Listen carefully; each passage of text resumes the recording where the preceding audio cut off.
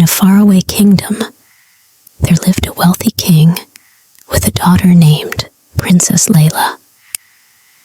She was kind and loved by everyone.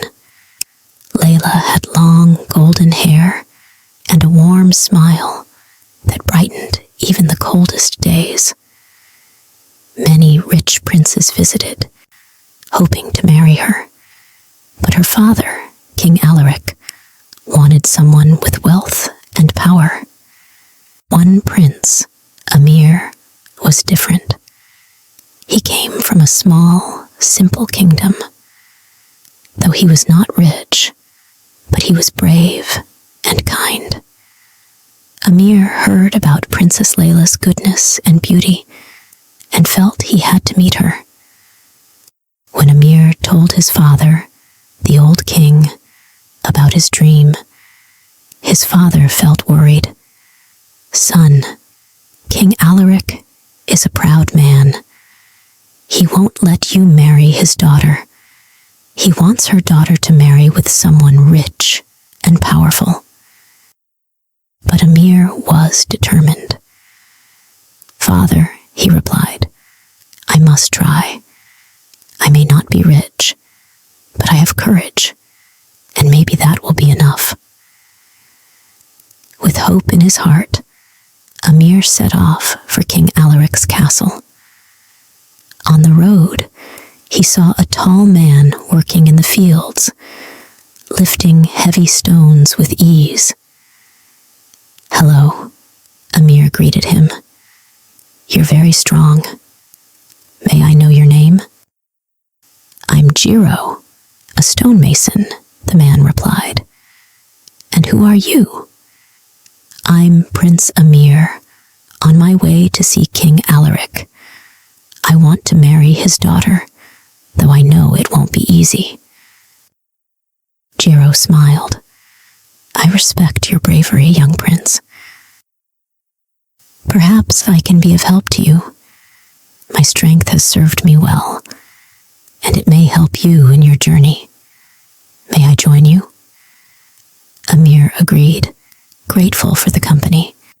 The two continued on, and soon they met a young man with a cheerful smile and quick feet. He was moving so fast that Amir could barely see his movements. "Hello," called Amir, waving to the man. "You move like the wind. What is your name?" The young man stopped, laughing. "I am Kavi, the fastest runner in these lands. Why are you on this path?" Amir explained his journey, and Kavi nodded with interest. "I would like to join you. If there are difficult tasks, my speed may be useful." The three of them kept walking down the path, becoming stronger together. Along the way, they met Mira, who could see far away, and Arjun, who could hear very quiet sounds, even from far off. They also met Soren, who was always cool to the touch and could make the air chilly when needed. Each of them decided to join Amir's journey, excited to help him win Princess Leila's heart. When they finally reached the castle, King Alaric was waiting. He looked Amir over, unimpressed. "Who are you, and what do you seek?" he asked with a scowl. "I am Prince Amir of the mountain valley," Amir replied with courage. "I have come to ask for the hand of Princess Leila. I may not have wealth, but I have love, and I believe I am worthy of her." King Alaric laughed coldly. "A poor prince wants to marry my daughter? Very well," he said, eyes gleaming with mischief. "If you can complete 3 challenges, you may prove yourself worthy. But if you fail, you must leave my kingdom and never return." Amir agreed. agreed, his friends standing beside him, ready to help him face the trials. The first challenge, the golden thread. The king took Amir and his friends to the castle garden. There, he showed them a spool of bright golden thread.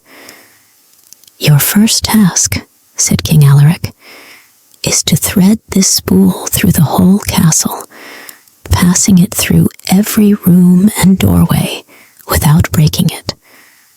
By sunset, it must return to me unbroken. If you fail, you will leave empty-handed." Amir looked at his friends, who nodded with determination. "We will not fail," he said. Kavi, the fast runner, took the spool first. "I will run through each room quickly, so that the thread does not get caught or twisted," he said. And with that, he took off away, threading the golden thread carefully through each room, moving from the kitchens to the grand halls, and from the tower to the cellar. He moved so swiftly that the thread remained smooth and unbroken. Next, Jiro, the strong stonemason, joined in. "I'll lift heavy items out of the way to prevent the thread from breaking," he said. He moved furniture, statues, and anything else that might catch the delicate thread. With each friend's help, the thread was safely passed through the entire castle. At sunset, Amir returned to the king with the unbroken spool in his hand. King Alaric was surprised, but did not show it. "Well done," he said, though a hint of anger flashed in his eyes. He had not expected Amir to succeed. The second challenge, the sapphire star. "For your second challenge," the king said, "you must find the sapphire star at the bottom of the lake by tomorrow morning. If you can't, you will lose." Amir and his friends left for the lake, which was known to be dark and cold, with waters that ran deep into the earth. Soren stepped forward. "Allow me to help with this task," he said. He removed his thick coat and touched the lake's surface, bringing an icy chill to the water. Soon, the lake began to freeze, making it possible to see down to the bottom. Mira looked carefully through the ice. She saw the sapphire star on the bottom of the lake. Jiro used his strong arms to break the frozen surface, and Amir reached down, pulling the sapphire star from the icy lake. Together, they carried it back to the king before the sun had even begun to rise. The king was furious. 2 challenges had been completed, and he was running out of ideas. He decided the 3rd challenge would be the hardest yet, hoping to ensure Amir's failure. The 3rd challenge, the Tower of Fire. "For your final task," King Alaric declared, "you must spend the night with Princess Leila in the Tower of Fire. You must not fall asleep, or you will fail, and both you and the princess will be banished." Amir was led to a tall tower where Princess Leila waited, her eyes warm and gentle. She had heard about Amir's bravery and kindness from her maidens, and she felt a great admiration for him. "Do not worry, Amir," she whispered. "I believe in you. We will stay awake together." However, as they sat together in the high room, Amir began to feel his eyes grow heavy. King Alaric had slipped a sleeping potion into his drink, hoping Amir would fail.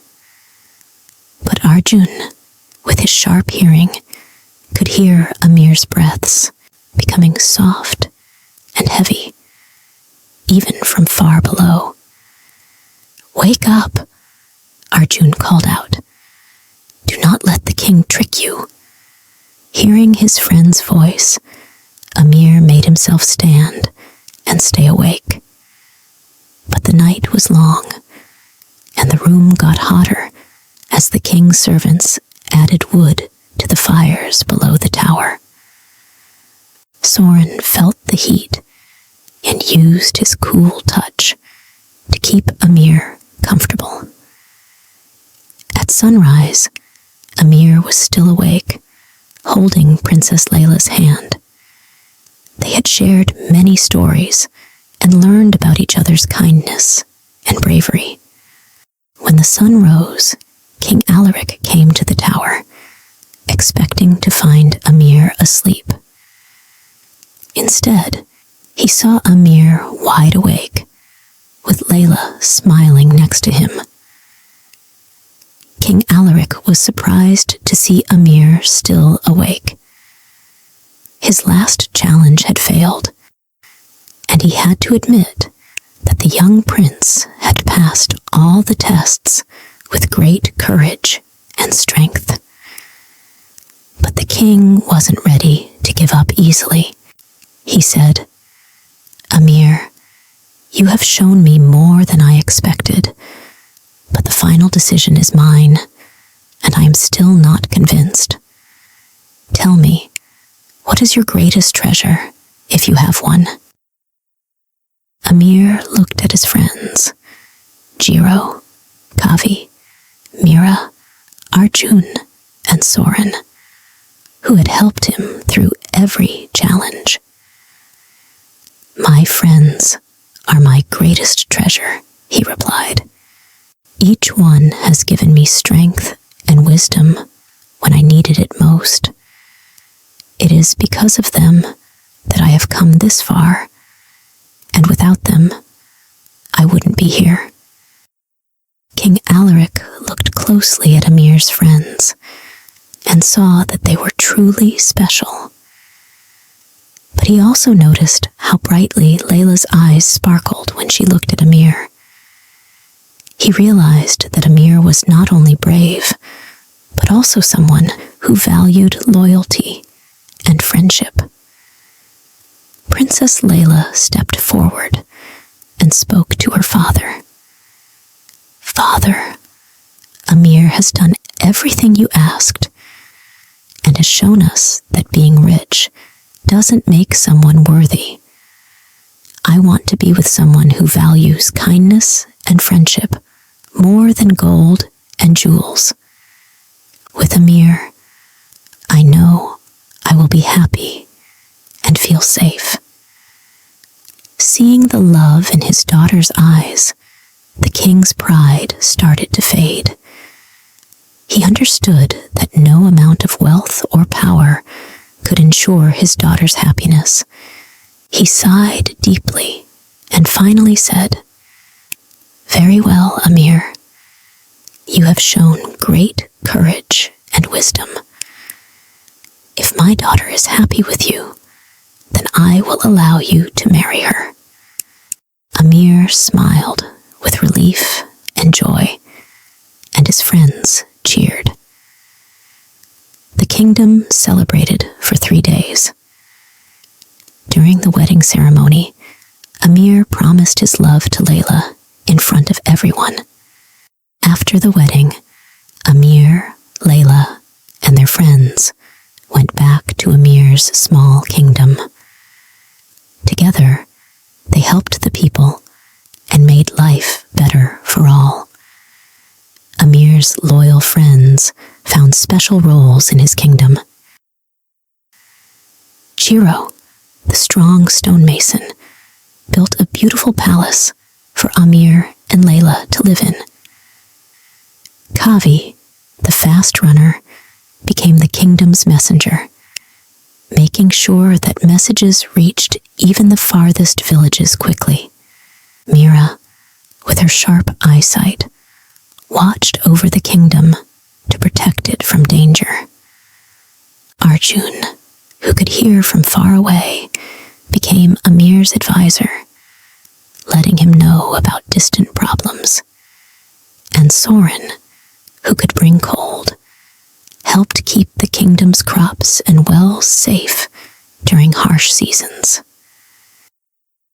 Amir and Leila ruled together with fairness and kindness, and their love for each other grew stronger.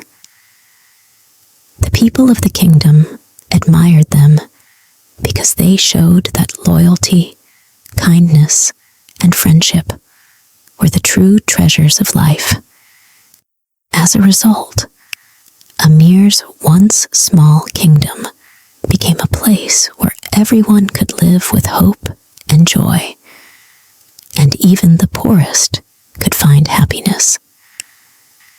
The kingdom enjoyed peace, and Amir, Leila, and their friends grew old together. Their story was passed down through generations as one of bravery, love, and friendship that won over wealth and power.